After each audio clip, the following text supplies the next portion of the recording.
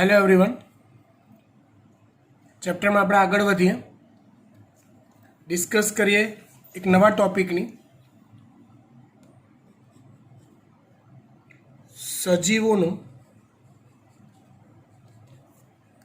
ઉદ્વિકાસ અથવા એને કહેવાય જીવંત સ્વરૂપોનો ઉદ્વિકાસ, સજીવોનો ઉદ્વિકાસ અથવા જીવંત સ્વરૂપોનો ઉદ્વિકાસ। સૌથી પહેલાં તો ઉદ્વિકાસની મૂળભૂત વ્યાખ્યા શું આપી શકાય? તમે કોને ઉદ્વિકાસ કહો?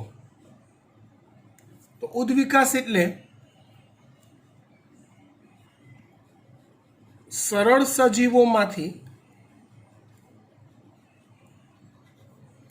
જટિલ પ્રકારના સજીવોનો ક્રમશઃ થતો ઉદ્ભવ, જેને કહેવાય ઉદ્વિકાસ।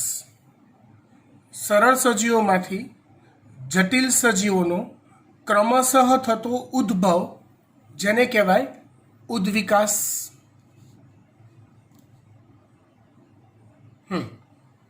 હવે આ જે વિચારસરણી છે એના પ્રણેતા મતલબ રજૂ કરનાર વૈજ્ઞાનિક હતા ચાર્લ્સ ડાર્વિન। એના પ્રણેતા હતા ચાર્લ્સ ડાર્વિન। ડાર્વિને આ ઉદ્વિકાસ સમજાવવા માટે બહુ બધા ટાઈપના પોઈન્ટ ઓફ વ્યૂ આપેલા છે, જેમાં પહેલો પોઈન્ટ ઓફ વ્યૂ આપણે જોઈએ અસ્તિત્વ માટે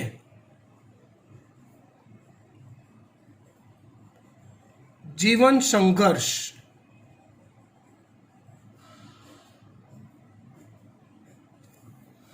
ડાર્વિનના મત પ્રમાણે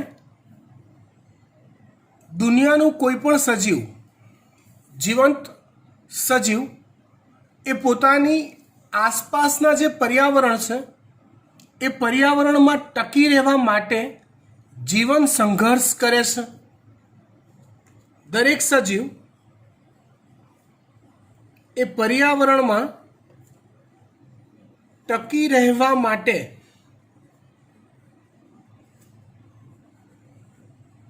જીવન સંઘર્ષ કરે છે।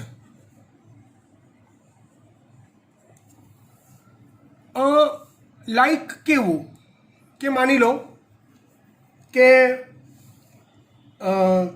હાલ કોરોના આવ્યો હે, તો કોરોના સામે મનુષ્યનું અસ્તિત્વ સંઘર્ષમાં હતું, તો આપણે સંઘર્ષ કર્યો। જે મનુષ્ય સંઘર્ષમાં ના ટકી શકે મૃત્યુ પામશે, ને જે ટકી જશે એ કંઈક અંશે ઉદ્વિકાસ કરશે। વાતનો મેઇન મર્મ આ છે કે ચલો આજે જે કોરોનાનો ભય છે, આજે એક પર્યાવરણમાં એક નવું સજીવ ઉમેરાયું કે જે આપણા માટે હાર્મફુલ હતું, તો એ સંઘર્ષમાં કેટલાક ના ટકી શક્યા, પણ જે ટકી ગયા એ ધીમે ધીમે ધીમે એની સામે ટકવા માટેના અનુકૂલનો કેળવતો જશે,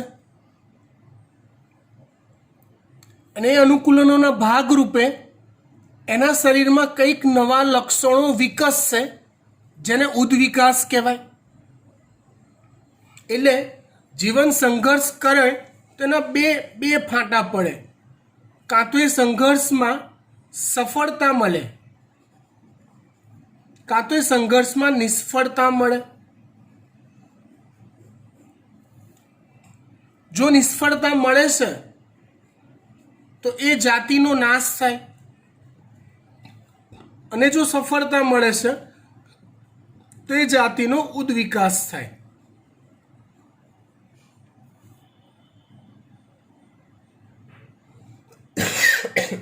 પૃથ્વીના નિર્માણ થયા પછી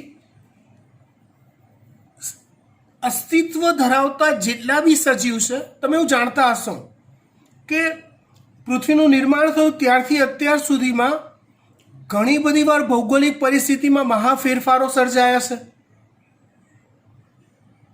અને આ મહાફેરફારોમાં જે જાતિ ટકી છે એ જીવન સંઘર્ષ કરીને ટકી છે. અત્યારે તમે જુઓ તો ઔદ્યોગિક ક્રાંતિની અંદર જંગલ અને જંગલનો વિસ્તાર છે લુપ્ત થઈ રહ્યો છે. તો જંગલમાં વસવાટ કરતી જે પ્રાણી જાતિ વનસ્પતિ જાતિઓ છે એ અલ્ટિમેટલી શું કરી રહી છે તો કે જીવન સંઘર્ષ. એ સંઘર્ષમાં ઘણી બધી જાતિઓ નાશ પામી, લુપ્ત થઈ ગઈ. ઘણી ખરી જાતિઓ ટકી જશે, એ સંઘર્ષમાં જીતી જશે. આઈ થિંક આ મુદ્દો ક્લિયર થઈ ગયો. અને જે જીતી જશે, સંઘર્ષમાં ટકી જશે, એ ઉદ્વિકાસ કરશે. મતલબ કે એ ટકવા માટે એણે જે ફેરફારો પોતાના શરીરમાં લાયા એ ફેરફારો એની પેઢી દર પેઢી વારસામાં ઉતરતા જશે. Okay, fine. ત્યાર પછી ડાર્વિને બહુ સરસ વાત કરી છે. આના અનુસંધાનમાં જ આગળ આવે આ વાત યોગ્યતમની ચિરંજીવિતા.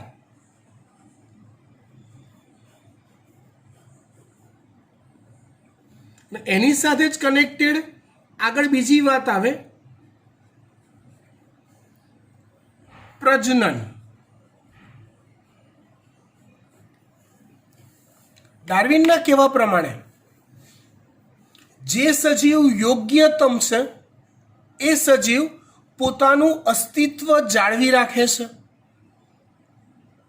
ચિરંજીવી એટલે લાંબુ જીવે એવું ખરું, મતલબ આયુષ્ય તો જેટલું હોય એટલું જ સજીવ જીવવાનું છે, પણ એની જાતિ ટકી રહેશે વધુ લાંબો સમય સુધી. ખ્યાલ આવે છે વાત? દાખલા તરીકે માની લો કે પૃથ્વી પર આશરે 10,000 વર્ષથી મનુષ્યનું અસ્તિત્વ છે. આશરે. આમ તો તમે ઇતિહાસ ફંફેડો અને ક્યાંક જીઓલોજીકલી આગળ વધો તો 15-20,000 વર્ષ પહેલાં આદિમાનવોનું અસ્તિત્વ હતું, પણ આધુનિક માનવ આશરે 10,000 વર્ષથી અસ્તિત્વમાં છે. તો 10,000 વર્ષમાં એની આસપાસના પર્યાવરણમાં થયેલા બધા જ ફેરફારો સામે ટકી રહ્યો છે, જીવન સંઘર્ષ કરીને, અનુકૂલન કેળવીને. અને માટે એ પ્રજનન કરતો જાય છે અને પોતાની જાતિની અસ્તિત્વ લાંબો સમય ટકાવી રાખે છે. લેટ વી ઇમેજ વન થિંગ. પૃથ્વી પર એટલી બધી સુનામીઝ આવે, એટલા બધા ભૂકંપ આવે, એટલા બધા જ્વાળામુખીઓ ફાટે, ગ્લોબલ વોર્મિંગ થાય, તાપમાનમાં પુષ્કળ વધારો થયો, સમુદ્રનું પાણી ખૂબ ઊંચું આવી ગયું, ઋતુઓના ફેરફારો ના રહ્યા. તો આવી પરિસ્થિતિ જો આવી તો અત્યારે જે યોગ્યતમ પ્રાણી છે મનુષ્ય, એ પોતાનું અસ્તિત્વ ગુમાવી દેશે. એટલે ભૂતકાળમાં અસ્તિત્વ ધરાવતી જે જાતિઓ નાશ પામી છે, તો એ જાતિઓ માટે એવું કહી શકાય કે એ જાતિઓ બદલાયેલા પર્યાવરણ સામે યોગ્યતમ નથી, માટે એ જાતિઓનો નાશ થયો છે.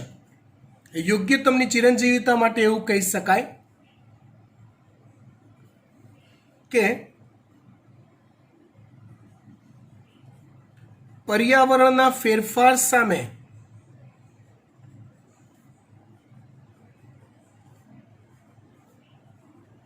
જે જાતિ યોગ્ય હશે, મતલબ એ ફેરફારો જે જાતિ માટે અનુકૂલિત હશે, અથવા જે જાતિ એ ફેરફારો સામે અનુકૂલિત થવા માટે ઉદ્વિકાસ કરતી હશે, તે જાતિ યોગ્યતમ કહેવાય છે. અને એ જાતિ ચિરંજીવી બને છે, મતલબ કે વધુ લાંબો સમય પૃથ્વી પર ટકે છે. પ્રજનન. પ્રજનન તો વિચારો, પ્રજનન તો કે એનાથી જીવ સાતત્ય જળવાય છે અથવા જાતિ સાતત્ય જળવાય છે.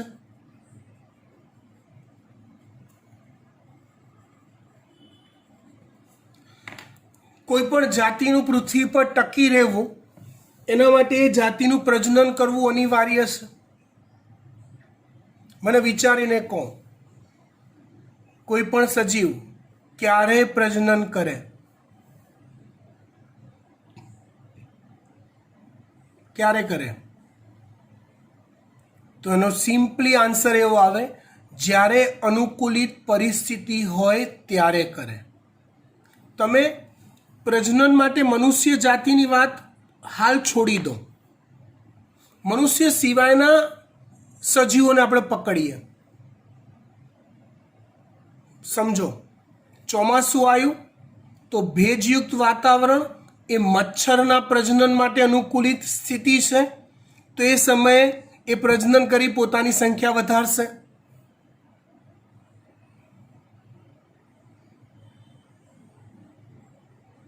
સજીવ, મનુષ્ય સિવાયનો સજીવ એ સામાજિકતામાં નથી માનતો. એના જીવનના ધ્યેય કેટલા હોય? પોષણની પ્રાપ્તિ, પોતાનું રક્ષણ અને પ્રજનન કરીને સંખ્યા વધારવી. બસ, ખોરાકની પ્રાપ્તિ, પોતાનું રક્ષણ અને પ્રજનન કરી પોતાની સંખ્યા વધારવી.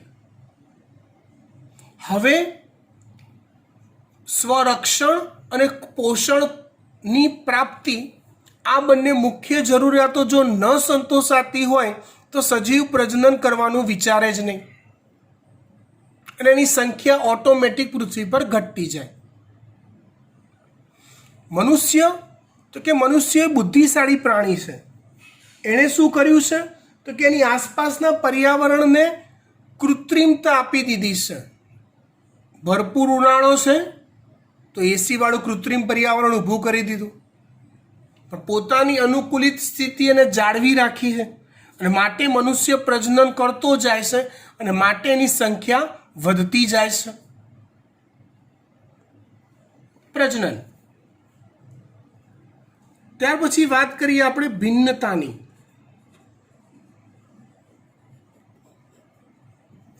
આ બહુ સરસ વાત છે. અલ્ટિમેટલી આ બધી વાત ક્યાંક ને ક્યાંક ઉદ્વિકાસ સાથે કનેક્ટેડ છે. ભિન્નતા એટલે શું? તો કે એક જ જાતિના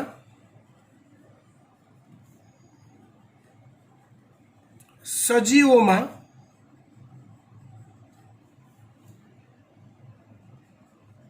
લક્ષણોમાં જોવા મળતું, એક જ જાતિના સજીવોના લક્ષણોમાં જોવા મળતું જુદાપણું એટલે ભિન્નતા.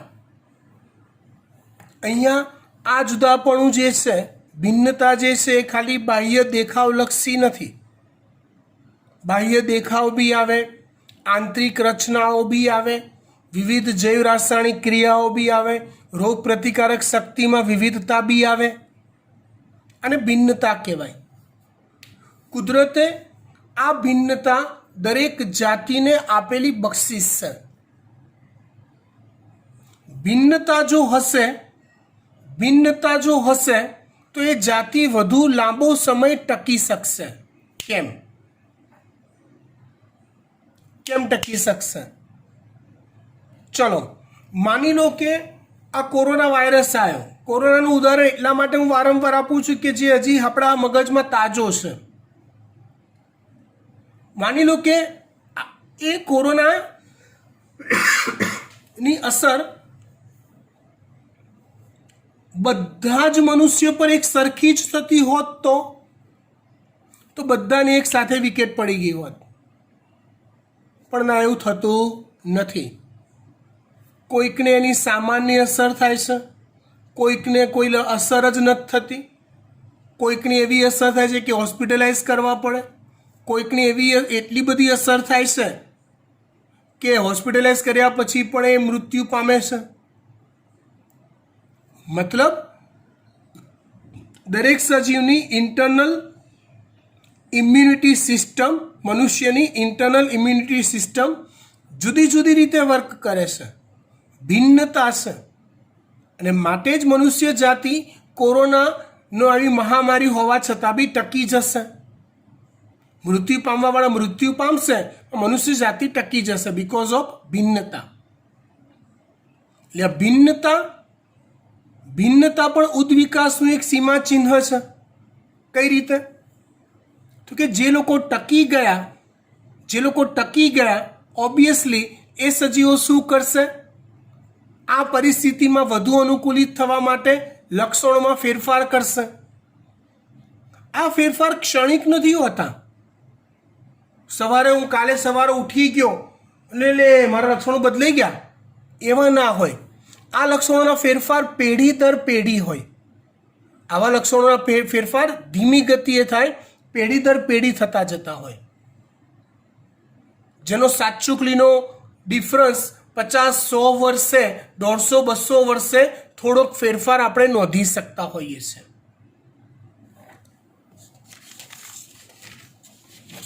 ત્યાર પછી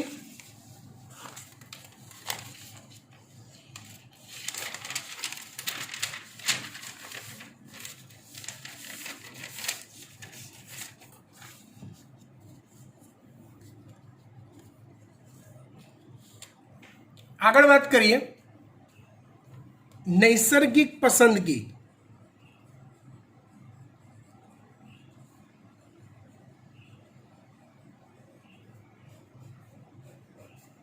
એટલે કે કુદરતી પસંદગી. પર્યાવરણીય પરિસ્થિતિ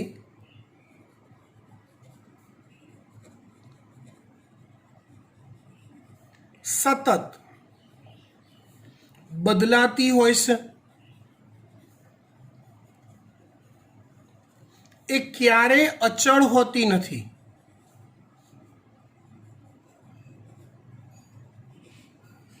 આ બદલાતી પર્યાવરણીય પરિસ્થિતિમાં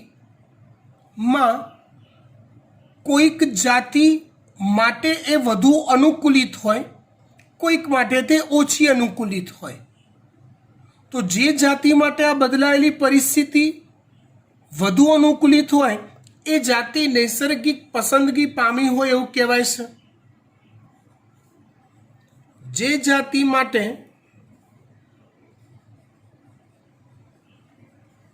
બદલાયેલી પરિસ્થિતિ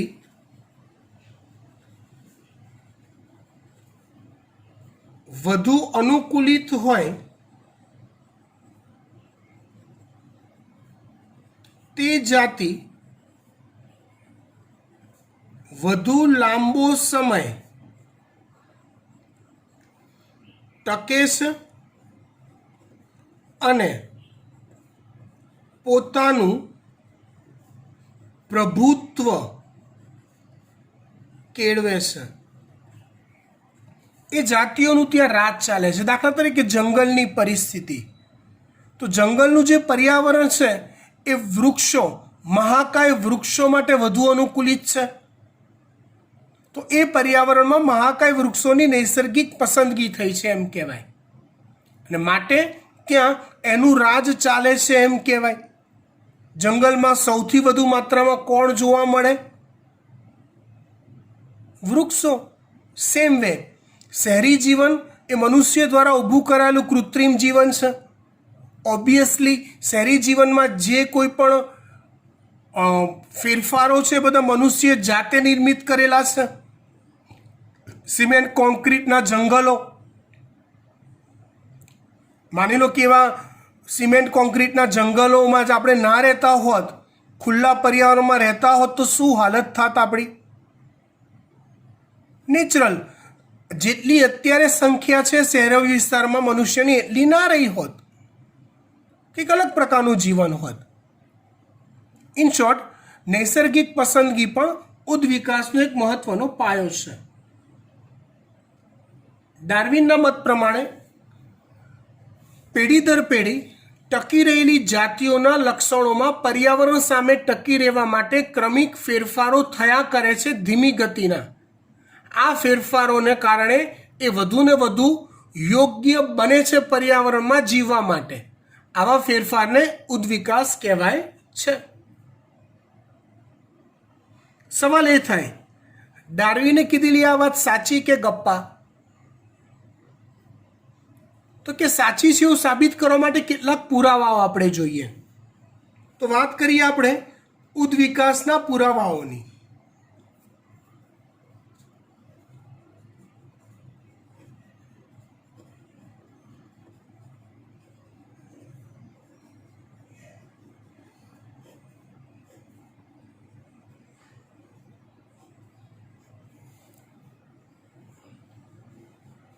ઉદ્વિકાસ થયો છે કે નહીં એ આપણે કોઈકની વાત માનીને સ્વીકારી ના લઈએ.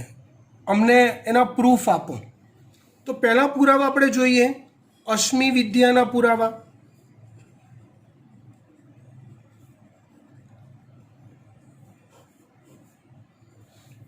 સૌથી પહેલા અશ્મિ એટલે શું?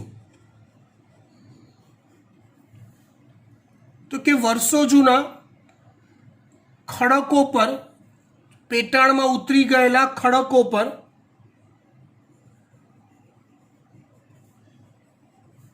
ચોટેલા જીવ અવશેષ ને અશ્મિ કહેવાય. ખડકો પર ચોટેલા જીવ અવશેષ. આપણે ખોદકામ કરતા જઈએ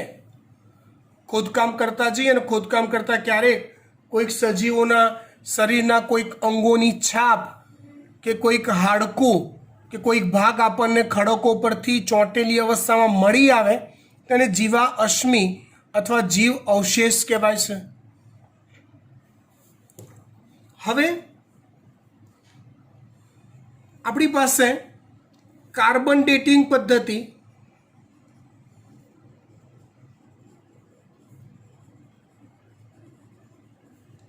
બીજી બધી ઘણી રેડિયો એક્ટિવ પદ્ધતિઓ છે જેના દ્વારા આપણે તે ખડકની ઉંમર નક્કી કરી શકીએ છીએ.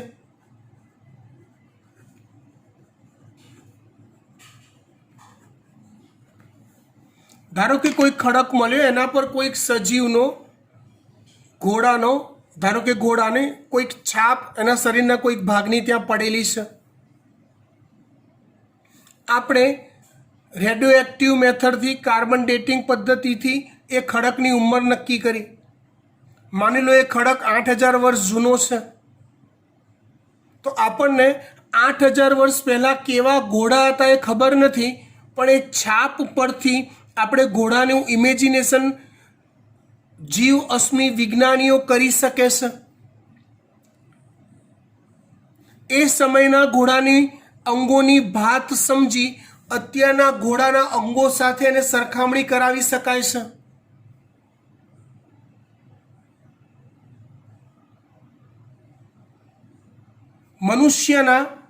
મનુષ્યના અશ્મિઓ 20000 વર્ષ પહેલાના, 50000 વર્ષ પહેલાના, 15000 વર્ષ પહેલાના મળી આવેલા છે. એ બધાની સરખામણી જ્યારે કરવામાં આવે તો આપણને ક્રમશઃ એમાં થયેલો ઉદ્વિકાસની માહિતી પ્રાપ્ત થાય છે અને એવું દર્શાવે છે સજીવના લક્ષણમાં ફેરફાર થયેલા છે. હાલ જે પ્રકારનો મનુષ્ય જોવા મળે છે 30000 વર્ષ પહેલા એના કરતાં થોડોક અલગ પ્રકારનો મનુષ્ય જોવા મળતો હતો.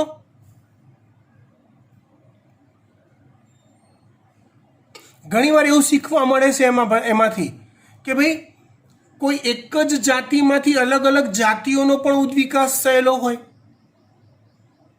નવી જાતિઓનો ઉદ્ભવ કોઈ એક જ જાતિમાંથી થયેલો હોય એવું પણ જાણી શકાય છે અશ્મિ વિદ્યાના પુરાવા પરથી. બીજા પુરાવા છે ગર્ભ વિદ્યાના પુરાવા.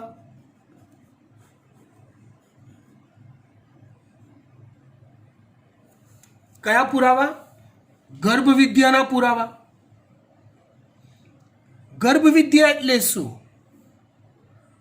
તો કે કેટલાક પ્રાણીઓ એવા છે કે જે બચ્ચાને જન્મ આપે છે, કેટલાક એવા છે કે ઈંડામાંથી બચ્ચા બહાર આવે છે, પણ એ દરેકની અંદર ફલન ક્રિયા થયા પછી ફલિતાંડ બને અને એ ફલિતાંડમાંથી ગર્ભ વિકાસ થઈ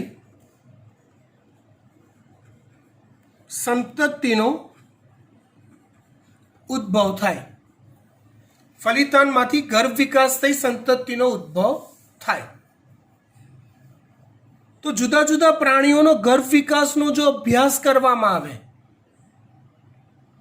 તો એના પરથી પણ ઉદ્વિકાસ થયો છે એવું જાણી શકાય છે. દાખલા તરીકે હું કેટલાક પ્રાણીઓ લઉં. મત્સ્ય, દેડકા, ગરોળી, કબૂતર અને મનુષ્ય. આ પાંચેય પ્રાણીઓનો ગર્ભ વિકાસનો આપણે અભ્યાસ કરીએ તો પાંચેયની ગર્ભાવસ્થામાં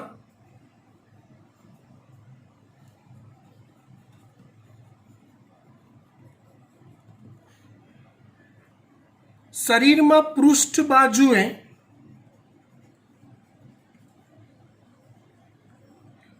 કંઠનાલીય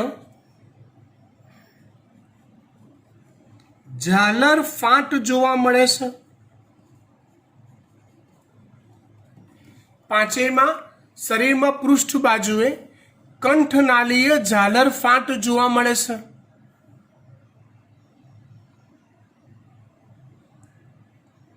હવે ગર્ભાવસ્થાનો અભ્યાસ કર્યો તો મનુષ્યની ગર્ભાવસ્થામાં પણ કંઠનાલીય ઝાલર જોવા મળી. કબૂતરમાં પણ છે, ગરોળીમાં પણ છે, દેડકામાં પણ છે, મત્સ્યમાં પણ છે. પણ આ પાંચેયના પુખ્ત પ્રાણી જુઓ તો ખાલી મત્સ્ય જ એવું છે કે જેના પુખ્ત પ્રાણી પણ ઝાલર ધરાવે છે. બાકીના પુખ્ત પ્રાણીઓ ઝાલર ધરાવતા નથી, પણ ગર્ભાવસ્થામાં છે.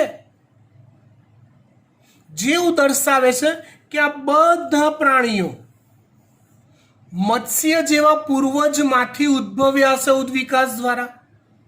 આ બધા પ્રાણીઓ મત્સ્ય જેવા પૂર્વજમાંથી ઉદ્વિકાસ દ્વારા ઉદ્ભવ્યા હશે. આ છે ગર્ભ વિદ્યાના પુરાવા.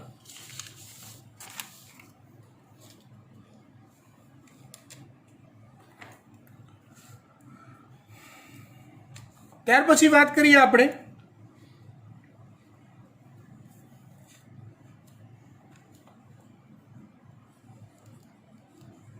બાહ્યાકાર વિદ્યા અને અંતસ્થ વિદ્યાના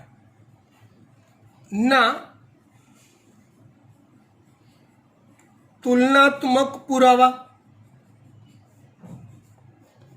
મતલબ જુદા જુદા પ્રાણીઓની શરીરની બાહ્ય રચનાઓ તેમજ શરીરની આંતરિક અંગીઓની રચનાઓનો અભ્યાસ જો કરીએ તો એમાં બી ક્યાંક ને ક્યાંક આપણને ઉદ્વિકાસની સાબિતી મળતી જોવા મળે છે. જેની અંદર બે વસ્તુ ખાસ શીખવાની છે એ આપણે જોઈએ તો એક છે રચના સદસ્ય અંગો.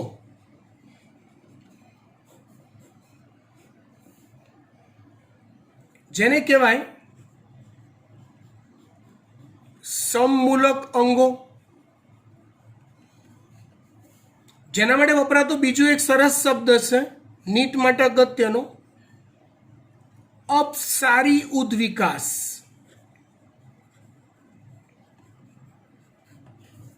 કયો ઉદ્વિકાસ? અપસારી ઉદ્વિકાસ. ધ્યાનથી સમજજો. રચના સદસ્ય અંગો એટલે શું કે જે અંગો આંતરિક રચનાની દ્રષ્ટિએ સમાન હોય, જે અંગો આંતરિક રચનાની દ્રષ્ટિએ સમાન હોય પરંતુ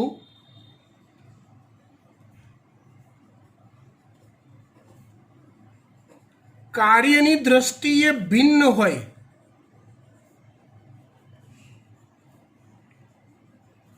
તેવા અંગોને રચના સદસ્ય અંગો કહેવાય છે. રચના એક સરખી હોય પણ કાર્ય જુદા જુદા કરતી હોય. લાઈક હું એવું કહું, મનુષ્યનો હાથ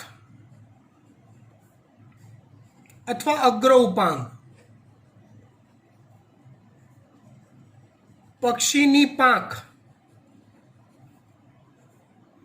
એનું બી અગ્ર ઉપાંગ જ થયું. વ્હેલ માછલીનું અગ્રમીન પક્ષ. જો અહીંયા હું બીજી કોઈ માછલી નથી બોલ્યો હો, સ્પેસિફિકલી વ્હેલ માછલી લખ્યું છે મેં. હવે તો આ ત્રણેયની આંતરિક રચના જોવા જાઓ તો આંતરિક રચનામાં હાડકાં લગભગ એક સરખા ટાઈપના હોય છે. બોલો, ભુજાસ્થિ, અરિયસ્થિ, પ્રકોષ્ઠાસ્થિ, મણિબંધાસ્થિ, અંગુલિયાસ્થિ બધું જ હોય છે.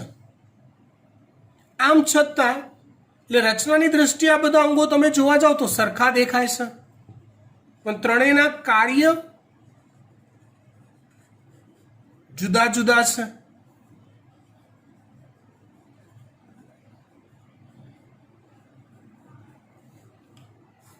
ઉડવામાં મદદરૂપ થાય છે, તરવામાં મદદરૂપ થાય છે, કોઈ કાર્ય કરવા કે કોઈક વસ્તુ પકડવામાં મદદરૂપ થાય છે. આને કહેવાય સમમૂલક અંગો અથવા રચનામાં સમાન અને કાર્યમાં ભિન્ન હોય એવા અંગો. આ ઉદ્વિકાસને અપસારી ઉદ્વિકાસ કહેવાય છે. મતલબ એવું માની લો કે યાર ક્યાંક ને ક્યાંક આ બધાના પૂર્વજો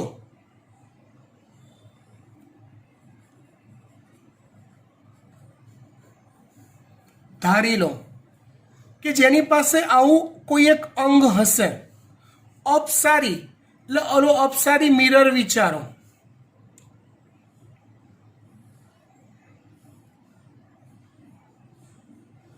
એમાંથી કોઈ પ્રકાશ પસાર થાય તો એ આવો ફંટાય, પ્રસરે એવું કહી શકાય. તો અહીંયા આ જે અગ્ર ઉપાંગ છે એવું ઇમેજ કરો કે લાખો વર્ષો પહેલા આવું અગ્ર ઉપાંગ ધરાવતું કોઈક જાતિ અસ્તિત્વમાં હશે. પછી એ જાતિ પૈકીના કોઈક સજીવો અલગ ભૌગોલિક પરિસ્થિતિમાં, બીજા સજીવો બીજી ભૌગોલિક પરિસ્થિતિમાં, ત્રીજા સજીવો ત્રીજા પ્રકારની ભૌગોલિક પરિસ્થિતિમાં ગયા હશે ને એ મુજબ અનુકૂલનના ભાગરૂપે એક જ સમાન રચના ધરાવતા અંગો અલગ અલગ કાર્ય કરતા થયા હશે.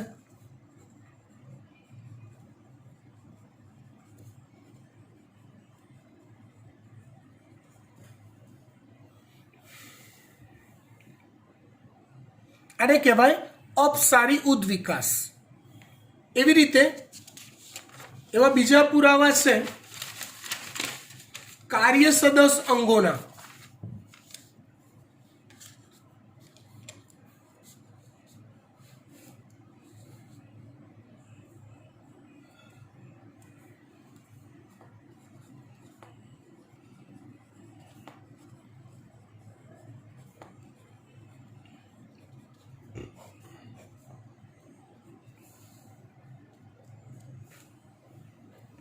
અથવા એને કહેવાય કેન્દ્રાભિસારી ઉદ્વિકાસ.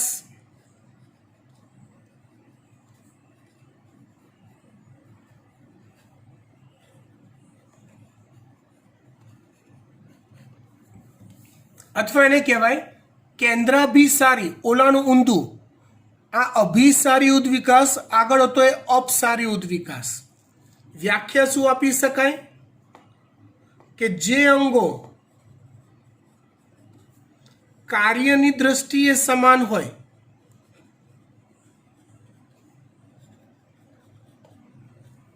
અને રચનાની દ્રષ્ટિએ ભિન્ન હોય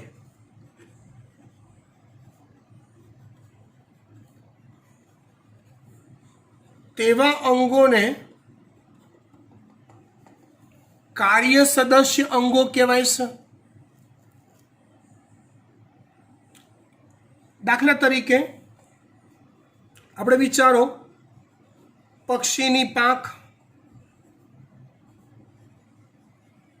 ચામાચીડિયાની પાંખ,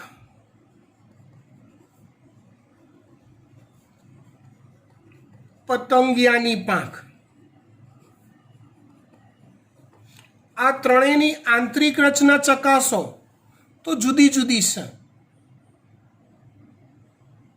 આમ છતાં પણ ત્રણેય કાર્ય સમાન કરે છે, ઉડવાનું. તો એને કાર્ય સદસ્ય અંગો કહેવાય અને અભિસારી ઉદ્વિકાસ કહેવાય. લાઈક આવો અભિસારી લેન્સ ધારી લો. અલગ અલગ રચના ધરાવતા સજીવો, અંગોની અલગ અલગ રચના, પણ બધાને એક જ પર્યાવરણમાં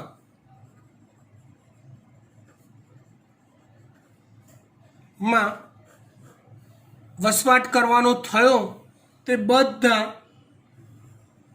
રચના જુદી જુદી હોવા છતાં એ અંગો કાર્યની દ્રષ્ટિએ સમાન થઈ જાય છે. આને કહેવાય છે અભિસારી ઉદ્વિકાસ અથવા કેન્દ્રાભિસારી ઉદ્વિકાસ. આ પણ એક ઉદ્વિકાસના પુરાવા રજૂ કરે છે. ત્યાર પછી બીજા પુરાવા જોઈએ. જો પ્રમાણમાં ચેપ્ટર બોરિંગ છે પણ ઇમ્પોર્ટન્સ એટલું જ છે આ ચેપ્ટરનું, માટે ભણવું તો પડશે જ. આગળના બે ચેપ્ટર જેવી મજા આમાં આવશે નહીં. વાત કરીએ જૈવ રાસાયણિક પુરાવા. આ પુરાવા પણ એવું જ કહેશે કે અલ્ટિમેટલી ઉદ્વિકાસ તો થયો છે. એક જ પ્રકારના સજીવમાંથી અલગ અલગ અલગ અલગ અલગ અલગ ઘણી બધી જાતિઓ વિકસી છે. કેમ? કારણ કે ભિન્નતા ધરાવતા ઘણા બધા સજીવો જુઓ તો દરેકની અંદર કોષમાં ચાલતી જૈવ રાસાયણિક પ્રક્રિયાઓ લગભગ સમાન છે. જેમ કે હું તમને કહું, અમીબા હોય કે મનુષ્ય હોય, બંનેમાં કેટલો બધો ભેદ, તો પણ એ બંનેના કોષોમાં એટીપી ઉત્પન્ન કરવાનું કાર્ય કણાભસૂત્ર જ કરે છે. કોઈ પણ સજીવ લો, એ દરેકની અંદર સેન્ટ્રલ ડોગમા જોવા મળે છે. ડીએનએમાંથી એમઆરએનએ બને, એમઆરએનએમાંથી પ્રોટીન સંશ્લેષણ થાય. આ મૂળભૂત બધી જ પ્રક્રિયાઓ દરેક સજીવમાં એક સરખી છે, જે શું સૂચવે? ઉદ્વિકાસ. કોઈ એક જ પ્રકારના સજીવમાંથી ક્રમશઃ પરિસ્થિતિ બદલાતા વધુ જટિલ પ્રકારના સજીવો ઉદ્ભવ્યા હશે. ઉદ્વિકાસ.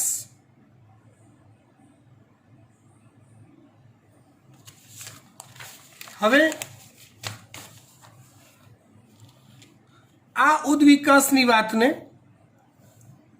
સમર્થન આપે એવું એક ઉદાહરણ લઈએ.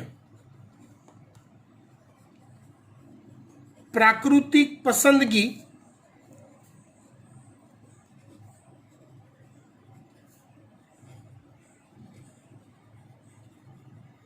અને ઉદ્વિકાસ નું સમર્થન.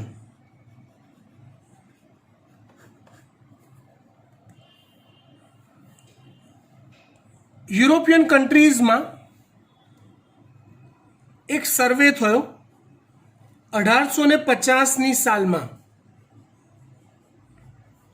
આ સાલ એટલે એવું માની લો કે ઔદ્યોગિક ક્રાંતિ પહેલાનો સમય,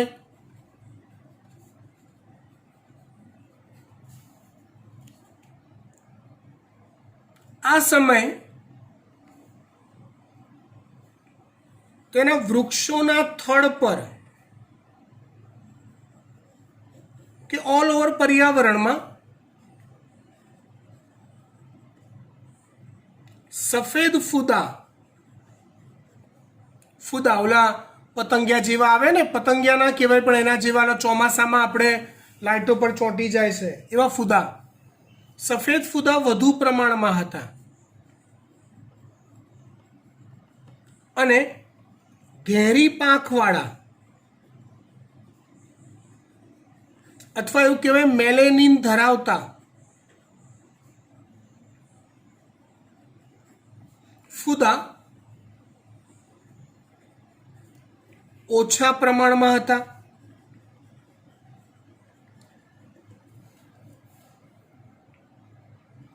હવે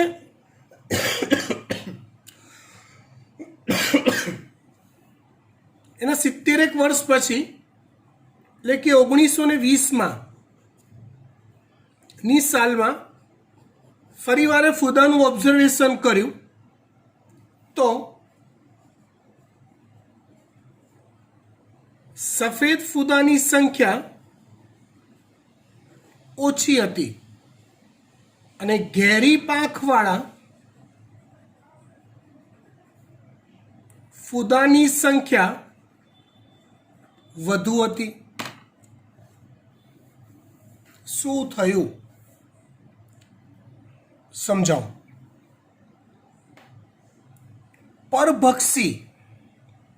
પરભક્ષીઓ ફૂદાનો ખોરાક તરીકે ઉપયોગ કરતા હશે. હવે ફૂદાને ઓળખવા તો પડે. પશ્ચાદભૂ અઘરો શબ્દ છે, ગુજરાતી કહું બેકગ્રાઉન્ડ જો પોતાના કલરને મળતું આવતું હોય તેને ઓળખવા અઘરા પડે. દાખલા તરીકે એકદમ લીલાછમ વૃક્ષો પર જો લીલા કલરનું પતંગિયું એના પાંદડા પર બેઠું હોય તો ઓળખવું અઘરું છે, કેમ કે કલરમાં મેચ થઈ જશે બેકગ્રાઉન્ડના. પણ કાળા કલરનું પતંગિયું જો લીલા પાંદડા પર બેઠું હોય તો તરત ઓળખાઈ જશે. એવું જ થયું. ઔદ્યોગિક ક્રાંતિ પહેલાં અને પછીમાં ફરક શું પડ્યો તો કે પહેલાં વૃક્ષોના થડ ને રચનાઓ એ પ્રમાણમાં લાઇટ કલર નહીં હતી. લાઇકેન્સ ને બધું સારું એવું ચોંટેલું હતું એટલે વ્હાઇટિશ શેડ રહેતા હતા. એટલે સફેદ ફૂદા એની અંદર ઢંકાઈ જતા હતા, મતલબ એ બેકગ્રાઉન્ડમાં ભળી જતા હતા અને એ ટાઈમે ઘેરી પાંખવાળા ફૂદા નજરે ચડી જતા હતા. માટે એની સંખ્યા એ ટાઈમે ઓછી હતી. ઔદ્યોગિક ક્રાંતિ થઈ, પ્રદૂષણ વધ્યું, વૃક્ષોના થડ ને વગેરે બધું કાળું પડવા માંડ્યું, ડાર્ક થવા માંડ્યું પ્રદૂષણની અસરથી. તો હવે એ જ બદલાવ આવ્યો જે ઘેરી પાંખવાળા માટે પ્રાકૃતિક પસંદગી થઈ ગઈ. એ બેકગ્રાઉન્ડમાં એ સેફ થવા લાગ્યા અને આ પરભક્ષીઓની નજરે ચડવા લાગ્યા સફેદ, અને માટે હવે એની સંખ્યા ઓછી છે. ઘેરી પાંખવાળા ફૂદાઓની સંખ્યા વધારે છે. સમજી ગયા? ઓકે, એટલે સુધી આપણે રાખીએ છીએ. હવે સ્ટાર્ટ કરીશું અનુકૂલિત પ્રસરણ, જે જોઈશું આવતા અંકે.